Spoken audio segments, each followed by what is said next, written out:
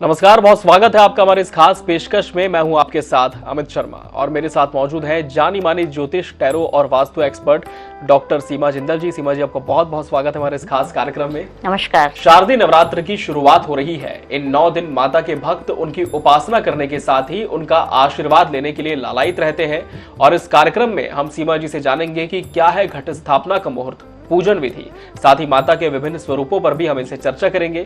तो चलिए इस कार्यक्रम की शुरुआत करते हैं। सीमा जी, शारदीय नवरात्र में घट स्थापना पूजन विधि पर हम आपसे चर्चा तो करेंगे ही, लेकिन इस बार किस तरह से शुभ योग संयोग बन रहे हैं, किस तरह से महत्ता हम इसकी देख सकते हैं, ये सबसे पहले हम आपसे जानना चाहेंगे। बिल्कुल, और इस साल शुक्ल और ब्रह्म योग का अद्भुत संयोग भी बना और इसके साथ ही नवरात्रि की शुरुआत हो रही है। तो आज के इस खास कार्यक्रम में हमने शारदीय नवरात्र 2022 पर चर्चा की सीमा जिंदल जी से और उन्होंने बताया कि घट स्थापना का शुभ मुहूर्त क्या है और सही पूजन विधि क्या है। जीवन में विदेश यात्रा करना बहुतों का सपना होता है, कुछ का ये सपना पूरा भी होता है, मगर वहीं कई बार ऐसा होता है कि तमाम कोशिशों के बाद भी हमारी विदेश यात्रा नहीं हो पाती, उसमें बहुत व्यवधान उत्पन्न होता है।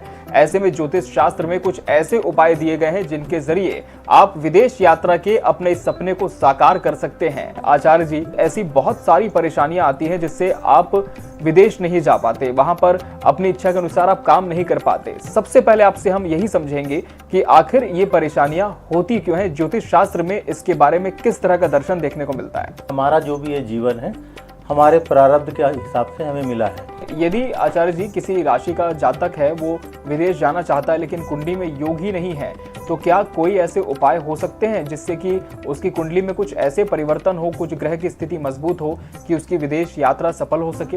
हाँ, तात्कालिक परिस्थिति में इस प्रकार के योग को बनाया जा सकता है, कोशिश किया जा सकता है। आज का दिन काफी अहम है और हमारा विषय भी यही है कि शनि का कुंभ राशि में प्रवेश कैसा होगा। पंडित जी हमारे साथ दिल्ली से एकता जी जुड़ी हमारी दर्शक हैं। एकता जी, बहुत स्वागत है आपका इस कार्यक्रम में। जन्म की पूरी तिथि बताएं, समय और स्थान भी बताएं। 28 दिसंबर 1984 शाम को 6:15 बजे बॉम्बे। बिल्कुल, चिंता नहीं करने की जरूरत है और आपके बेटे का समय ठीक हो रहा है। फिर लौटेंगे विषय की ओर और आपसे समझने का प्रयास करेंगे कि शनि का जब कुंभ राशि में प्रवेश होगा तब विभिन्न राशियों पर इसका किस तरह का प्रभाव देखने को मिलेगा, कौन सी पूजा विधि आपको अपनानी चाहिए। सीमा जी, जिस तरह से दीपावली 5 दिनों का त्योहार होता है और इसमें एक दिन रूप चौदस का भी आता है जिसे नरक चतुर्दशी भी कहा जाता है, हम आपसे जानना चाहेंगे कि इस बार ये तिथि कब पड़ रही है और क्या महत्ता इस विशेष दिन की होती है। अमित जी, हमारा हिंदू धर्म में ये सबसे बड़ा त्योहार है, दिवाली का त्योहार। तो ये तो बात हो गई 12 राशियों की और अब देखते हैं कि रूप चौदस के दिन आज के दौर में लगातार हम देख रहे हैं कि अंक ज्योतिष एक बहुत बड़ा विषय बनकर के उभरा है। अंक ज्योतिष यानी कि न्यूमरोलॉजी। ज्योतिष शास्त्र में अंक ज्योतिष की बहुत सारी विधाएं हैं, जिसमें से अंक ज्योतिष भी एक बहुत बड़ी विधा है। अंक ज्योतिष में भाग्यांक और मूलांक 2 प्रमुख वस्तुएं होती हैं। पहला मूलांक हम जानेंगे आचार्य जी से, उसके बाद हम बात करेंगे भाग्यांक की। आचार्य जी, किस तरह से कोई भी जातक अपना मूलांक और भाग्यांक जान सकता है? बहुत सारे लोगों को उनका जन्मांक तो पता है लेकिन उनका समय पता नहीं है। इसी के साथ इस खास कार्यक्रम में फिलहाल इतना ही। हमें दीजिए इजाजत। नमस्कार।